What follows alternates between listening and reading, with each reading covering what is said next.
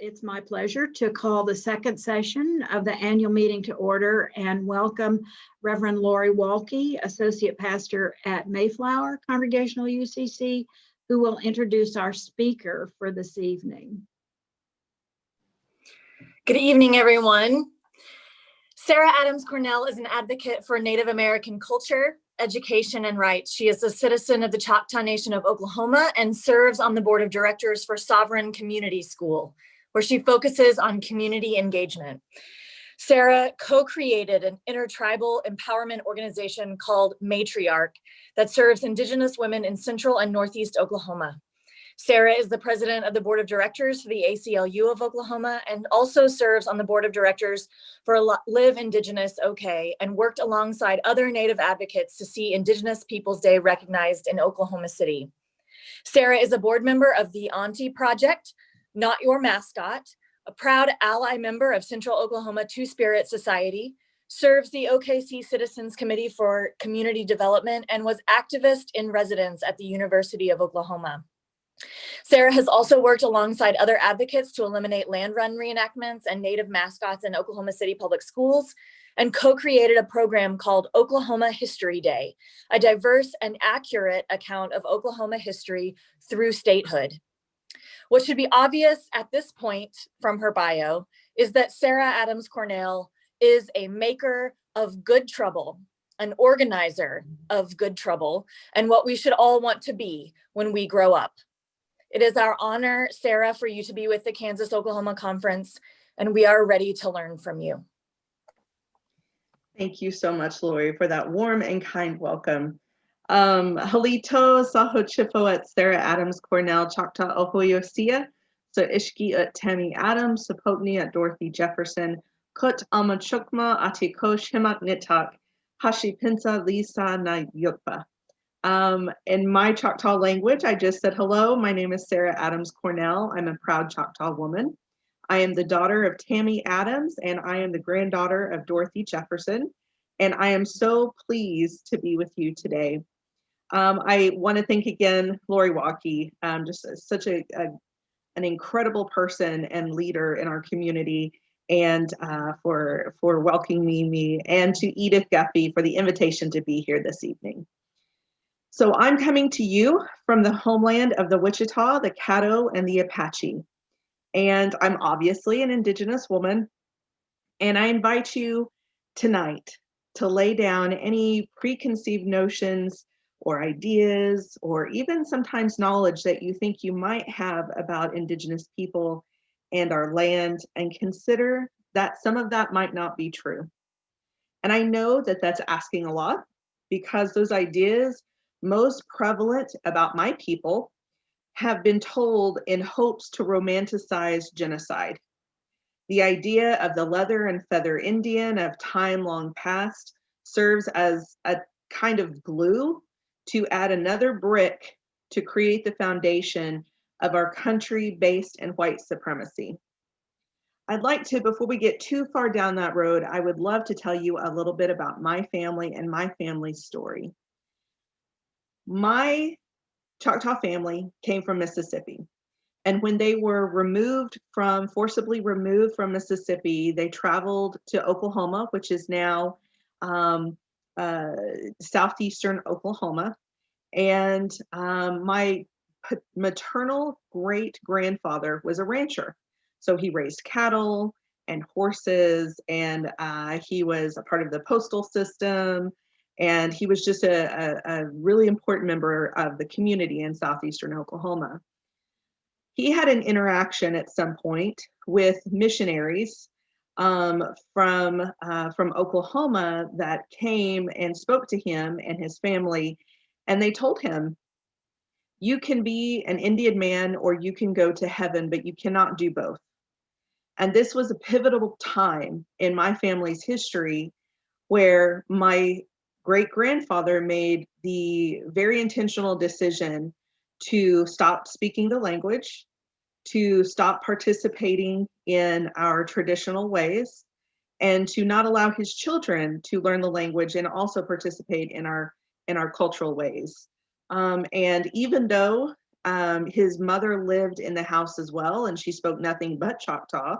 And having grandkids that spoke nothing but English, there was a very large divide in my family at that point about assimilation. And while I carried a lot of hurt for a long time about why my grandfather would willingly give up our culture, it makes sense to me now.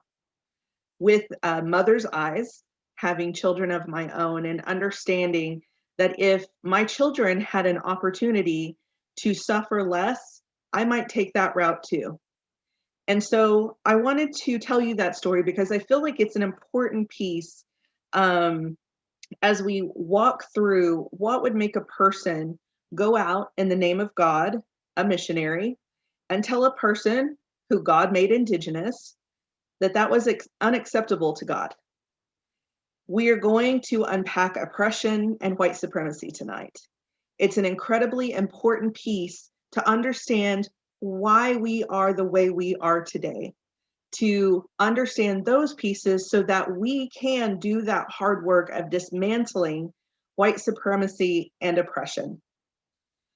So we have to back up to start there, to have that conversation and really have a understanding about what oppression is. And normally when we talk about oppression, we're talking about racial oppression, but oppression comes in many forms. It is the unjust or excessive exercise of power. Now that can really be asserted to anything. We can talk about it as it pertains to age, the fact that people under the age of 18 don't have the right to bodily autonomy. They are very often not, they don't make their own decisions about where they're going to be and where they're going to live. They don't have the right to vote. So we really could talk about oppression in a lot of ways, but today we're going to talk about racial oppression. Oppression can often be very connected to culture.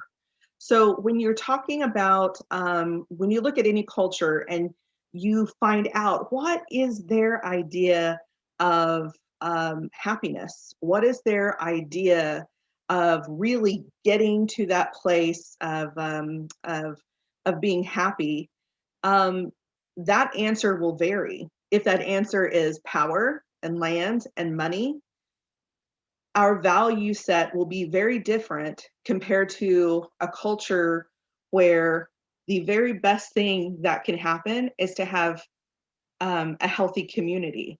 So when you have these value sets that are vastly different, you're going to see things like we've seen, which is why I think it was so incredibly hard on my people interacting with the European people. So as we unpack that a little further, it's also important for us to understand a couple of things. Edith and I had an amazing conversation, and one thing that came out of that conversation was the concept of the doctrine of discovery. The doctrine of discovery is almost like the bedrock of anything that brought oppression, built oppression, specifically in the Americas, but also it impacted Asia and Africa, New Zealand, just so many other continents, that it's important for us to globally understand oppression by understanding what the doctrine of discovery is. So the doctrine of discovery, if you haven't heard of it, was established as a spiritual, political, and legal justification for colonization and seizure of land not inhabited by Christians. Foundational elements of the doctrine of discovery can be found in a series of papal bulls or decrees beginning in the 1100s. So justifying Christian European explorers' claim on land and waterways, they allegedly discovered and promote Christian domination and superiority. And again, that happened in Africa, in Asia, in Australia, New Zealand, both of the Americas. So long story short, if there is an explorer who claims to have discovered the land in the name of a Christian European monarch, they plant a flag, literally plant a flag in the soil, And then they report back to their monarch that they have discovered this place. And if they return back to it to occupy it, that land then becomes theirs, because there was nobody else there who was Christian. And so that was the barometer of whether or not you could own land, knowing good, full and well that if they're going to these places, they're not going to have heard of Christianity. They will not have known of these other groups, or not in a way that made them members of that organization. And so when maybe those inhabitants came and said, hey, wait a second, there are millions of us here. You didn't discover us. This is not your land. This is our land. Those explorers, and I think more rightly, we could call them exploiters if we're being more correct in that definition. Explorers come and see to learn, right? Exploitation is about taking things over and about power. So it really wasn't about exploring a new place. It was about taking something over. So when that exploiter would come and say, okay, well, yes, you are here, but your way of living is subpar to European standards. Thus, I deem you inadequate to live in this space. So you either have to assimilate and give up your ways, or you have to move, or we can kill you or enslave you. And those were the options. And that was the basis and the foundation of the doctrine of discovery. So this ideology supported the dehumanization of those living on the land, and really forced them into assimilation. The doctrine fueled white supremacy insofar as white European settlers claimed that they were instruments of divine design and possessed cultural superiority. And it became so ingrained, like this is a mindset, right? Like this idea that we are better than another group of people, that is a mindset. But it became so ingrained and accepted, it became part of federal law once the United States became the United States. And in 1823, there was a Supreme Court case, Johnson versus McIntosh, where the doctrine of discovery became part of US federal law and was used to dispossess Native people of their land. And in a unanimous decision, Chief Justice John Marshall writes that the principle of discovery gave European nations an absolute right to New World lands, and notice how they use it, New World, and Native people certain rights of occupancy. So we see this huge piece of legislation come down, and about 7 years later, we see the Indian Removal Act, which most people understand as the Trail of Tears. So you can see it is important for us to connect the dots, right? Doctrine of discovery happened, which led to this federal Supreme Court case, which made it federal law, which led to the Indian Removal Act. And so it's important for us to put these dots together to see how this machine worked so that we can understand the place that we're in. So in about 1838, the forced removal of indigenous people happened. And then we find this, what I like to call the little brother of the doctrine of discovery. We had something in America called manifest destiny. So by way of hands, who's heard of manifest destiny? Okay, yeah, it's a lot more prevalent because it was a very Americanized concept that really is the little brother of doctrine of discovery. So manifest destiny basically argued that it was God's will that colonists came in and took over the land from the Atlantic to the Pacific and beyond. It really was used as a justification for Indian removal. So then you see what happened in Oklahoma next, the land run of Oklahoma. And these are a series of land runs where they basically introduced private land ownership into indigenous culture and said, okay, we're going to give you this little piece of land. You're not going to live in community anymore, which totally disrupted our world. But since we put you all in these little squares of land, there's this leftover land, and we're going to call it excess land. And we are going to make that available to more colonists, immigrants, and other people to have it for free. So again, they use manifest destiny as a way to take indigenous land.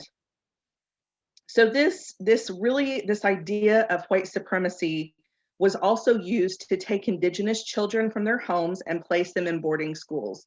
Has anybody ever heard of Indian boarding schools in the Americas? A few? Okay. If you haven't heard about it, I really, really urge you to take a look at it. It is a whole different subject that we could go into, but these were not schools like you would think about schools. They were assimilation factories. They were abuse factories. They were places where it was another piece of that manifest destiny to basically kill the Indian and save the man. And so what is really sad about all of this is they were using God as the authorizer of theft and genocide. Countries would justify these crimes in the name of God. They moralized oppression. Isn't that ironic? Like, we have to say that again. They moralized oppression. They made it God's will that these things be done to people. And so when we look at that, that's also how they were able to get away with slavery. But this idea was something that the people had to buy into. White supremacy is a frame of mind. So that leads me to the next point that I want to talk to. If we're talking about oppression, racism falls underneath that umbrella. And racism is a form of oppression. It's obviously based on race, but it is a structure. And it's important to know how it went from being a frame of mind to something we call as structural racism. It was built into our country's founding documents. That's how it became a structure. They defined, the founding fathers, so they say, they defined who a human was. And sadly, we weren't on the list. Only white land-owning men would benefit from the laws that they drew up. Everyone else would have to fight for their freedom. So in the original US Constitutions, Indians, Blacks, and other non-whites were counted as less than full persons. Even the Declaration of Independence refers to us as merciless Indian savages. So racism became a structure when white men legally made themselves the only group counted as a whole person with rights. So when that is the structure of a country, you have made it so that only one group of people benefit. And from there on out, you have to deconstruct that to put something different in place. You can't infuse it with something else when it's structural. It has to be dismantled. And the reason we still live within those constructs is because the United States government has never been overthrown. It has never been to a place where we threw it out and we started over to make something better. Have we amended those documents? Yes. Have we made progress? Yes. But it is still based upon a system that benefits white land-owning men. So, how does the doctrine of discovery and manifest destiny play out in indigenous lives today? We get hit with this idea all the time, like, we didn't take your land. I was not a slave owner. I did not take your land. Well, of course you didn't. But you benefit from the system that put this in place. And we get hit very often with, that was so long ago. That was so long ago.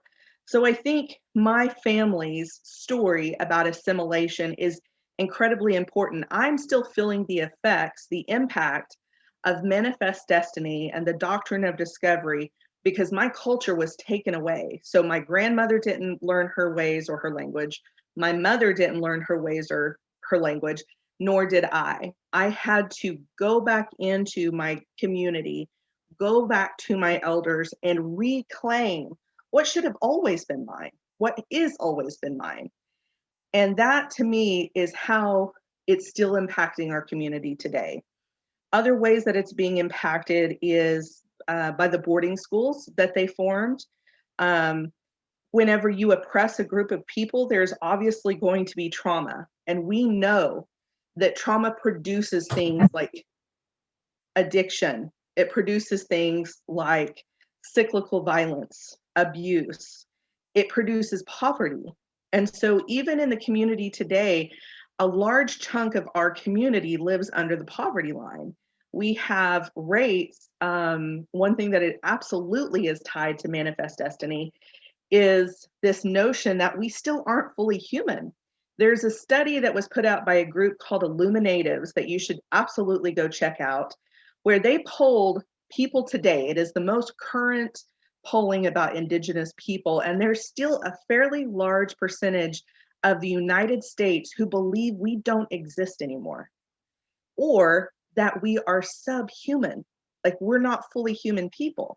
And so when we have this data to show that there is this huge divide or misinformation in the community, we can see why our women are targeted, and we have this crisis called missing and murdered Indigenous women. If you see someone as less human, it is much easier to harm them. It is much easier to steal them, for them to go missing, for them to be murdered. In some cases, our women are murdered at 10 times the national average. And that isn't by accident. That's because of doctrines like the doctrine of discovery and manifest destiny. So it is, I say all this so that you will understand how these threads absolutely weave in and out of our daily lives today. Because unless we name it and we can see it and we can call it out, we can't change it. We can't do anything about it unless we see how it permeates our communities. Then we can fight it. So I want to also bring this a little closer to home for some of my Christian friends. So that's why I have to challenge why and how we do mission work today, and how and why it exists today in some instances. So I grew up in the Presbyterian Church. Isn't that interesting? My tribe was infiltrated with Presbyterian missionaries, and then I grew up in the Presbyterian Church specifically because of that. My Mima sang in the choir. She had the best alto voice you ever heard. Sometimes when I visit back to church occasionally, I can still hear her in the choir. It is the most amazing gift. But in that time, I think I understand the concept, go into the whole world and proclaim the gospel to every creature. And I understand that that's part of why mission work exists, but we have to look at the rest of that scripture that says, whoever believes and is baptized will be saved. Whoever does not believe will be condemned. Really? Like, that's tough. That's a tough one, especially for lots of people in my community. And my community is really split between those who are Christian and those who are not. And I fall somewhere in the middle. I was raised in the church, but I've also seen how much hurt has come from the church to my people. And it is incredibly hard for me to sit with that. So Black and Brown communities, especially Indigenous communities, have roots deeper here than any other group of people, roots that address our mental, spiritual, physical, and relational wellness. And not just relationships with those who walk on two legs, but our four-legged relatives, our water and land relatives, and especially our ancestor relatives. We are covered. We are good. And sometimes it makes me want to say, how can we help you? And so we have to not turn away from the interlacing of Christianity and white supremacy. Part of that assimilation practice of the US was to send missionaries into Indian country. And when you're looking at the United States, the government assigned different denominations, different parts of the country to go and send missionaries. And so that is how it came to be that Christianity was really it became part of a lot of Indian communities. And it wasn't all bad. My grandmother, some of her very closest friends were her church friends. And so we understand that there's good in it as well, but we have to address the bad and the places where we can improve if we're going to heal wounds that still exist in our community. So I think that there are some important questions that we have to ask and cultural understandings before mission work happens. Do you understand the history of the community that you're visiting? What is their history with white Christians? What is their idea of happiness? What are their cultural protocols? Have you been invited? These are very important pieces and questions to ask yourself if you plan on engaging or are engaging in mission work. And those are questions that I hope that your church will ask as they progress down this path to do better and love better. I want to challenge you to approach this work in a completely different way. Instead of trying to fill a perceived need in their community, consider a partnership to work together on a mutually agreed upon project, a community exchange program, or some other bridge building activity. I would also ask you to ask yourself these important questions. Was there an ask for help, or did you or someone else decide this person or group needed help?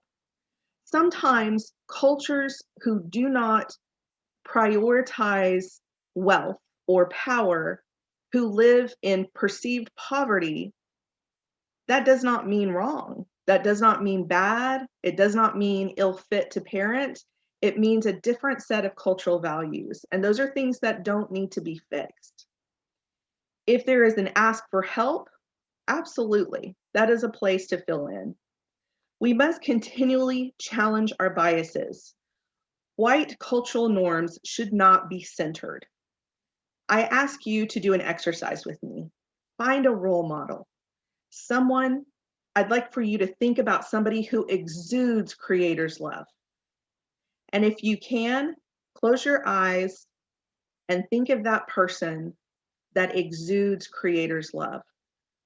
What does their face look like? Think of that person, the most kind person you've ever met. Imagine their voice. Imagine how they talked to you.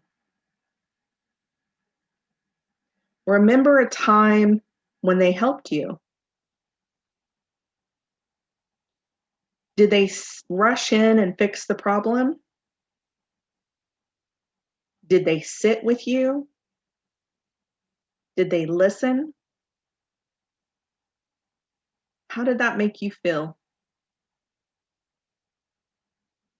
Did you feel empowered or beholden? Open your eyes. Hold on to that feeling, because that should be the aim. That should be what we gift and are given back from our community. It's a partnership, not an opportunity to save. The church and advocacy have always been side by side. Churches have always been political. Jesus was an activist. I didn't go to seminary, but I know a rabble-rouser when I hear one. He was radical and he didn't mix his words.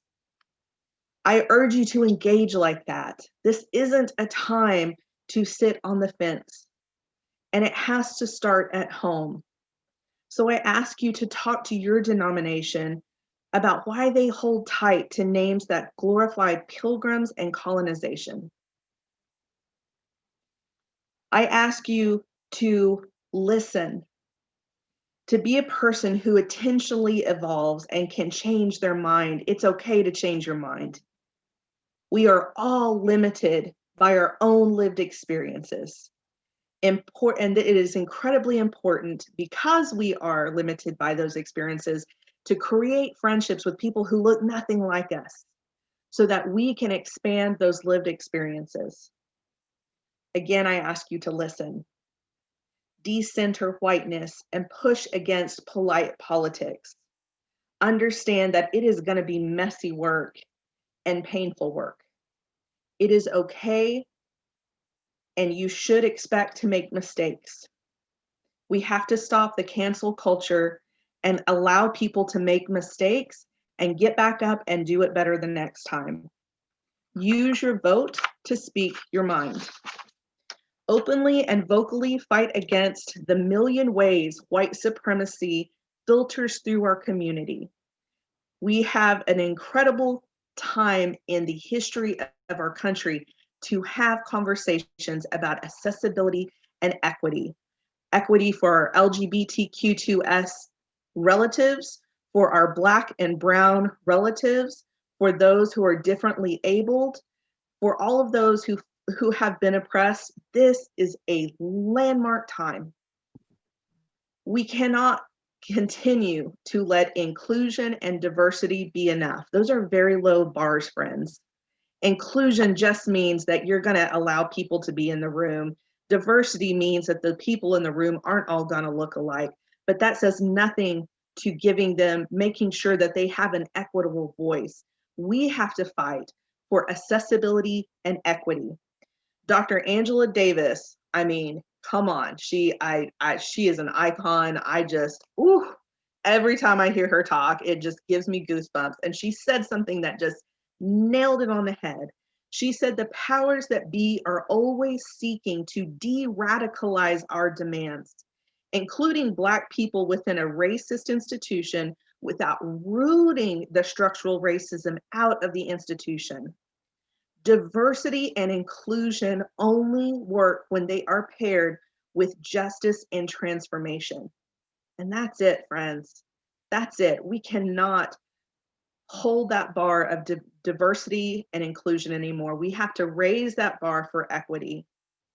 Continue to challenge those norms, all of those things that you think you know about our country or a group of people, challenge those and ask why. Ask why in another week, there are still communities celebrating Columbus Day. Thank goodness there are places that now celebrate Indigenous Peoples Day, but we have a long way to go. We still have a lot of work to do, and I invite you to join me, to join us, to continue the fight in your communities, in your churches, in your families, to have these hard conversations. I appreciate your time tonight. I am so looking forward to your questions and our dialogue. Yako Ki for having me this evening. Thank you, Sarah. Thank you very much. I was really caught by one of your sentences among many, one of them that said, this isn't a time to sit on the fence. And I really appreciate that. We do have a question for you, and I really want to invite everyone to use the chat to put their questions into the chat. One question, this comes from Chris Moore. What do you see as the role of tribal authority within the state structure, especially given the recent rulings, both affirming and denying that authority? First of all, what's up, Chris? Good to see you. That is an incredible question and one that I'm so excited about. So first, let me make a quick plug. If anybody wants to dive into that specific question with people who are like 10 times smarter than I am about this McGirt ruling, on the Indigenous Peoples Day page for Oklahoma City, we are going to live stream a panel discussion about sovereignty post McGirt. So if you are unfamiliar with what Chris's question is about, the Supreme Court ruled just recently that the Muskogee Creek Nation was never disallowed, so that it is still it is still tribal land, and that is just right, like that changes the whole game. It changes the whole game. So that is only one of 39 tribes in our state. So we're going to see this huge domino effect of how that impacts everything from land and minerals to education, to tax dollars. I think there's going to be this huge shift, but I also think it's going to be as slow as molasses, because we also have a governor who, while he is indigenous, he also is not for seeing tribal sovereignty empowered. So it is a struggle, and it's going to be a legal battle for sure. But as far as tribal authority, those tribes are having, as you can imagine, immense conversations right now about how they are going to manage this. And some of them, I will tell a funny little story. I won't name the tribe, but one of the tribal leaders came out after the ruling and was like, nothing's going to change. This doesn't change anything. Business is normal, trying to kind of play down and play politics. Well, his tribal council came after him and said, you're going to change your tune, or on Monday we have a special meeting and we're going to vote you out. So it's this very overwhelming support to see something more than status quo, to see indigenous communities take back what's always been ours. We get flack sometimes like, well, that's just all about power and blah, blah, blah. It's like, well, yeah, it always has been about that. Unfortunately, there was never equity and exchange of any of those things. So it does demand a shift in power. So I appreciate that question, Chris. This is just a follow-up to that, Sarah. Will that ruling affect Native tribes in other states or just Oklahoma? Well, it really may not even impact all the tribes in Oklahoma, depending on how their tribal reservation was set up. It could have implications outside of Oklahoma, but I think that that's going to be a way down the line. We're still right now just kind of like giddy and grappling with how we take a stand now. Thank you. This question, both Randy Krabeel and Rachel Pryor asked similar questions about reparations. So I'm going to read this question that Rachel is asking. She says, you spoke about healing the wounds of the trauma that has been inflicted on Indigenous communities. I wonder if part of this conversation includes anything about reparations. I only know about that conversation in relation to people of African descent and formerly enslaved people. Could reparations be a part of a new lens for mission in some way? I think it absolutely should be a part of the conversation. There was a theft. And normally when there is a theft, you have to give that back, especially if it's known theft, which it's well-documented theft. I believe that there are opportunities for citizens to deed their land back to the tribe after their death, to that tribe. That things like that are happening right now. To as citizens, private citizens with private land, and what that looks like. It's complicated, but it can be done. I think also people who have mineral rights, I think that should be something that's also given back to the people. I think taxes should be given to the tribe whose land you occupy. And I also believe that there should be an absolute respect for sovereignty, so that we don't have to go to the government every time to say, let's offer, Indigenous studies in school. Let's talk about like the genocide of Indigenous people in our schools. Let's just tell the truth, right? Like, we're not even asking for like anything more than just tell the truth in our schools, because this is how oppression becomes cyclical. We tell fairy tales and romanticize things. We make it super patriotic to be a part of those stories, but we're not telling the truth. So I think that there are a lot of ways that those reparations could take place. So yeah, thank you for that question. Mhm. This is a question from Valerie Miller-Coleman, and she asks, could you say a little more about names that center Pilgrim heritage? what effect do names like Plymouth or Mayflower have? And what's at stake in using names like these? Yeah. Well, you ostracize a whole group of people.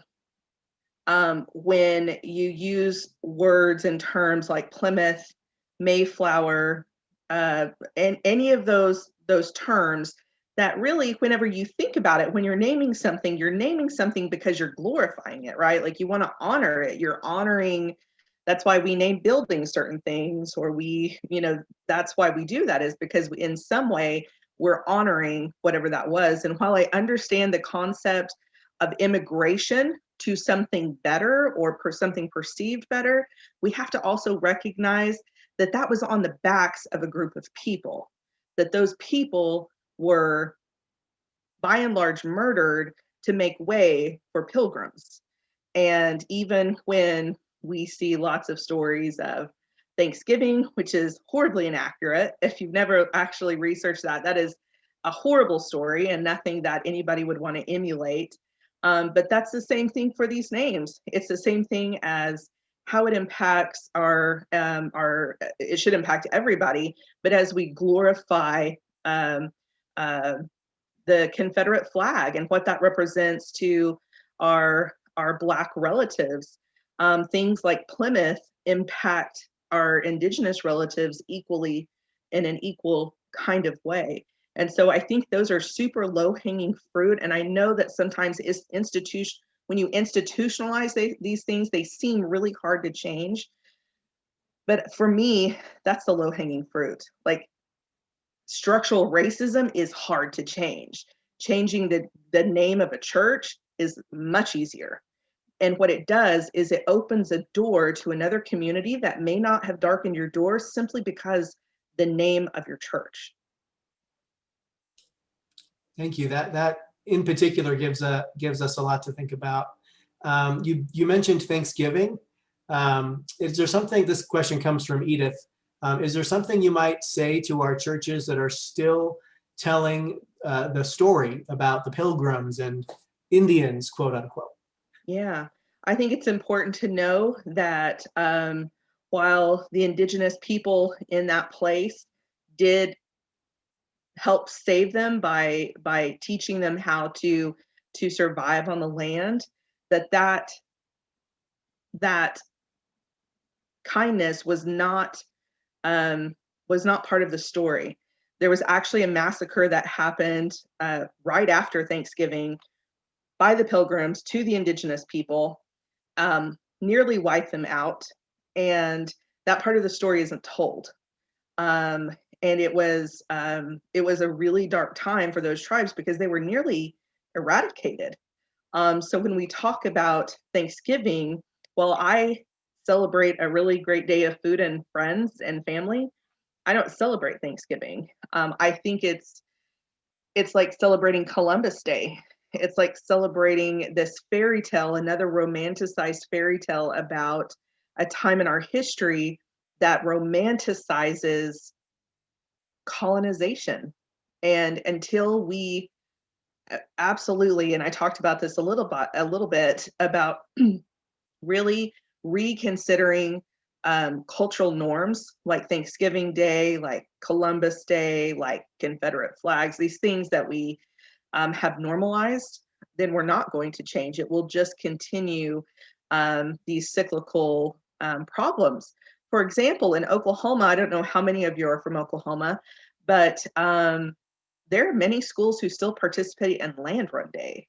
Like, that is the literal reproduction of genocide, and not just anything, but for kids, right? Like for 8-year-old kids, we're asking them to replay the theft of indigenous land without telling them they're stealing native land. And so there are these cultural norms, these things that like we've done for the last, well, land run reenactments have actually been happening since the year after the land run. So like 1890, they started doing reenactments.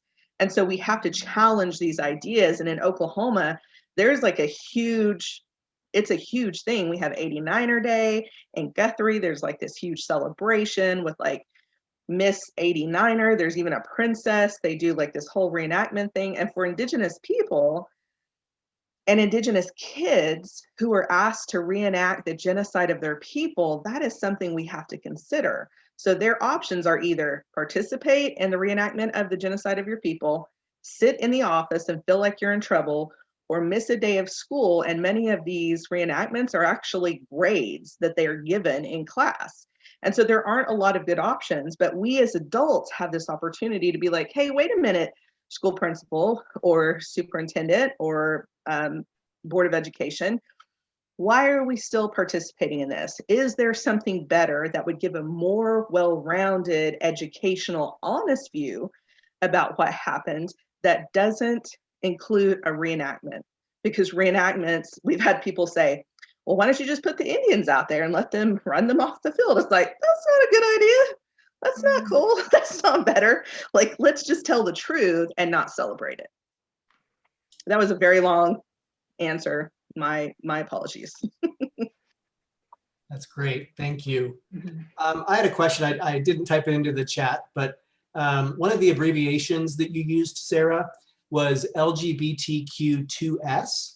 And I'm wondering if you can share a little bit more about 2S and what Two-Spirit means for Native Americans, and especially what is it like for the Native American community in Kansas and Oklahoma if you identify as LGBTQ2S? I appreciate that question. That's an incredibly important question. I have the honor of being an allied member of the Central Oklahoma Two-Spirit Society. There's an organization in Oklahoma City and one in Tulsa. And they really serve as kind of an educational hub because there is so much misunderstanding about what that is. So Two-Spirit is a very, it is a much more, it is not a traditional word. It is a contemporary understanding of something that is very old. So most tribes have their own denotation of somebody who serves in different ways or has different, both masculine and feminine spirits within them. And so that is a more contemporary term for however many tribes there are. That's how many different words there are to explain it. And in some tribes, there are up to like 11 or 12 different genders. So like this understanding that this is something new, like this is super old for our community. This is super, super old. If you could be a part of one of or more of 11 different genders and understandings of being, then that is a community that understands fluidity. And so that 2S is something that I'm using every time I say LGBTQ2S, and that we're fighting very hard to make a part of that denotation so that we have equity within that community too. And that's important. So again, Two-Spirit denotes a masculine and feminine spirit within someone. The other co-founder of the organization that I'm a part of, Matriarch, she is a Two-Spirit person, and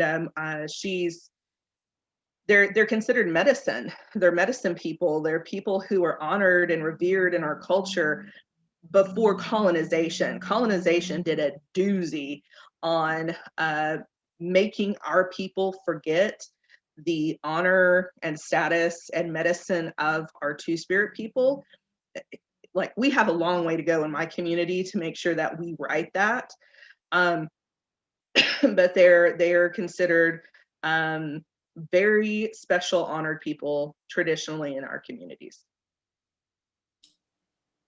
Thank you. Randy asks, says he hasn't been in Oklahoma for a long time and wonders if Red Earth Day is still happening in Oklahoma City. Yeah, so Red Earth is a festival that is not owned by indigenous people, but they have indigenous people on the board. But Red Earth has been, like, in the 80s, it was giant. In early 90s, it was pretty big too. And now it is it's less of a deal as far as like dance contests, and it's more of like it has incredible art. You can find really great art there now. But it is a great entry point for people who are not necessarily, who are ready to like kind of see exhibition dancing, understand more about powwow culture, see indigenous art, and be able to kind of like hang back and even participate a little bit in a way that's safe and in like a safe space. But it's not a powwow. And it still happens in Oklahoma City. I believe this past year it was canceled. Or maybe there was an exhibition, I can't remember, but they are definitely still an organization that is running and doing good work. While we give the chat, if there's anyone that has another question, please feel free to put it in the chat. And Sarah, do you have any maybe closing comments that you'd like to make this evening? You know, I just want to say that I am appreciative of the opportunity to say hard things. I'm appreciative of your allowing yourself to hear hard things. It's not easy to be a brown person in mainly white spaces to deliver messages, but it is absolutely invigorating for me to be among people who want to be a part of change, which is what you want to do. And that to me gives me more drive to do what I do and to invite you to come with me and be like, come on, let's go, let's do this. Like, we've got this. We have the tools we need. We have everything we need to make this change. We just have to coalition build to do it. And we have to remember that we are gonna get it wrong sometimes, and we have to be gentle with ourselves and go, you know what, I'm not gonna get this right the first time. I may not get it right the second time, but I am gonna try harder and learn. I am gonna be accountable to my community. There are a couple of really great books if you're looking to like read, if you're a reader. Indigenous Peoples History of the United States by Roxanne Dunbar Ortiz is amazing. Like, she has she's an indigenous woman who basically who tells you the history of the United States from an indigenous point of view, which really other people have done like bits and pieces, but nothing like this. And it is a bit of like you got to dig through, like some of it is very academic, but it is an incredibly important piece of literature if you want to better understand what's going on. Also, I know a lot of people were reading Killers of the Flower Moon, which was about the Osages in Oklahoma. There is a companion book who was actually written by an Osage person called A Pipe for February. And so that was written by an Osage man, last name Redcorn. So you can hear that in an indigenous perspective. And I always encourage you, anytime you're learning or reading information, to try to find indigenous sources. They're by and large going to be the most accurate. So I appreciate you putting up with me tonight and giving me space to make it messy.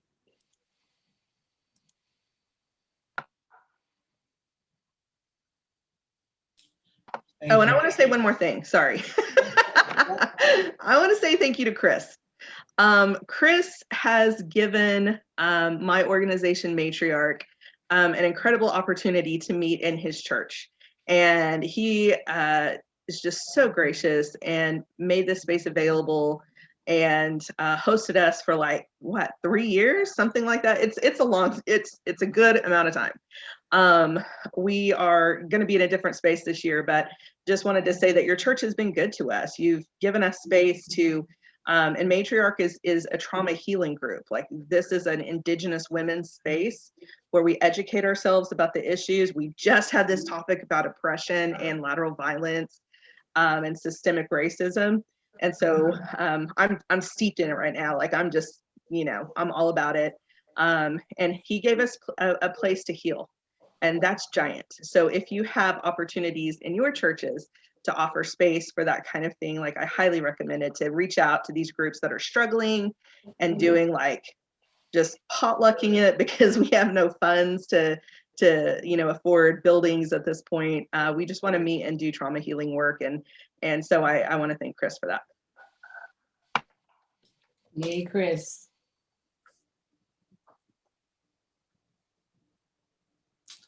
We have a few more minutes, and one more question came through, and then I I'll pass it back over to Bobby. I think this is a really good question from Deanne. Deanne, it actually came privately to me, so I'm going to read it. Hopefully that's okay. It says, how do we expand our network when we are in a predominantly white environment? And how to not be open, not collecting minority trophy friends? Do you have a comment about that, Sarah? First of all, that's a crazy good question. Like, nobody wants to be tokenized.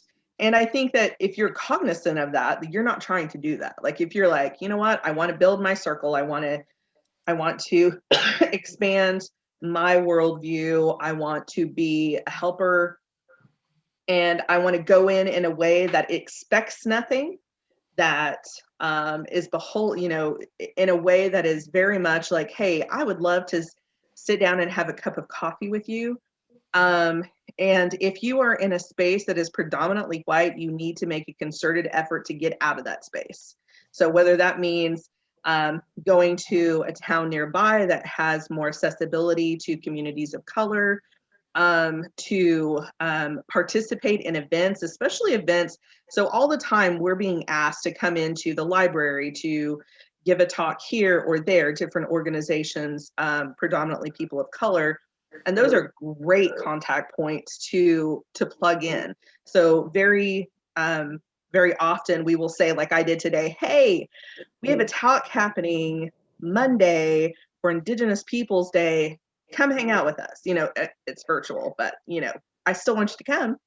And so those are entry points. Those are places where you can go, okay, I'm going to step out. I'm going to do that. And then I'm going to follow up with an email, or I'm going to contact them and say, hey, like, how can I support your work? Like, that's a great question to ask. How can I support your work? And that just leaves the door open for them to be like, either they're in a place where they can't, and we can't always be in a place of, like, we're still doing our trauma healing work too. So sometimes that's not always an entry point, but a lot of times it will be. And they'll be like, hey, I could really use a hand doing this. Can you come help me out? Or I need help raising funds for notebooks for Matriarch. Like, can you help me do that? Whatever it is.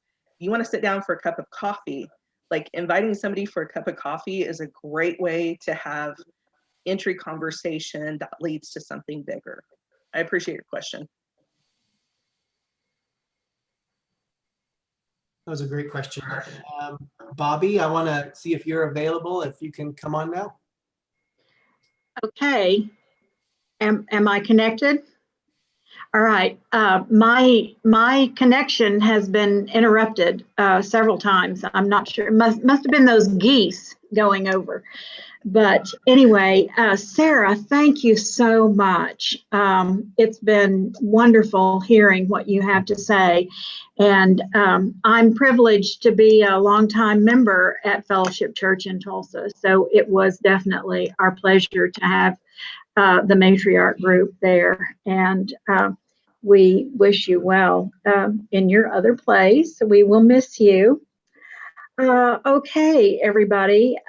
We will, in a few minutes, be concluding our evening with prayer. But first, a couple of announcements. As you will have, I guess, already have become accustomed, remember to check your email in the morning for the link to our meetings. And thank you, Michael, for getting that up there at the crack of dawn. Tomorrow's morning prayers will be led by our German partners. And while it's going to be 7:30 here in the Central Time Zone, it's going to be 3:30 in the afternoon there. And then our session at noon, Black Lives Matter Crosses the Ocean, is, while it will be noon here, it's going to be 8 p.m. in Germany. So you can understand why we're not scheduling that session in the evening. And then tomorrow evening will be everybody on your own. Our closing prayer tonight is offered by Reverend Richard Mize. Richard is one of our UCC pastors and serves at a Presbyterian church through the formula of agreement.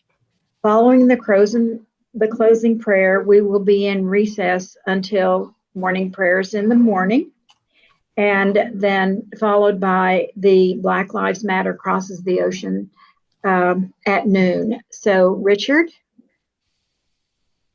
Let us pray. But I got an echo. We didn't.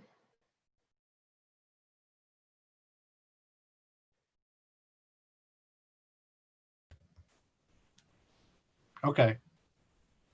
I did not get an echo that time. Okay, let us pray.